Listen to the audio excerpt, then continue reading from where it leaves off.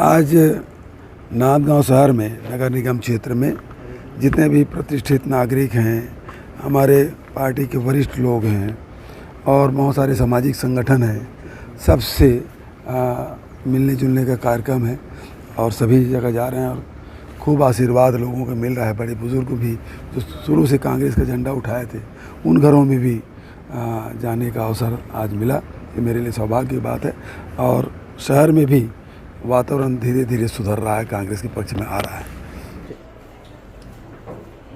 आज उनका जो वरिष्ठ कांग्रेस जन है उनके घर आने का प्रोग्राम था, उसमें हमारे घर भी आए थे वो, और हमारे घर आए तो बड़ा अच्छा लगा उनके आने से। और उनके बीच और हमारे बीच यही बात हुई कि किस तरह से आगे हम लोगों को कार्य करना है और किस तरह कांग्रेस के हाथ मजबूत करना है।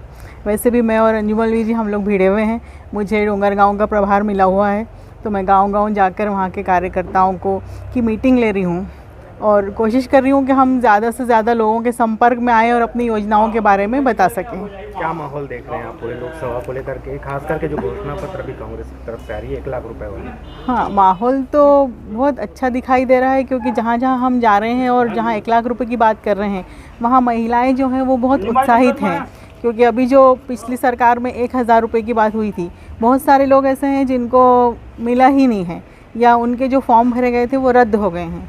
तो बड़े उत्साह के साथ वो लोग, महिलाएं जो हैं वो फॉर्म ले भी रही हैं और भर भर के दे भी रही हैं। तो मुझे तो बहुत अच्छा माहौल दिखाई दे रहा है, गाँवों में भी और शहर में भी। कल हम लोग, हमारी जो कांग्रेस महिला कांग्रेस की जो अध्यक्ष फूलो देवी नेताम जी आई थी, उनके साथ हम लोग शहर भी घूमे, तो मुझे तो यहाँ भी काफ़ी अच्छा माहौल दिखाई दे रहा है।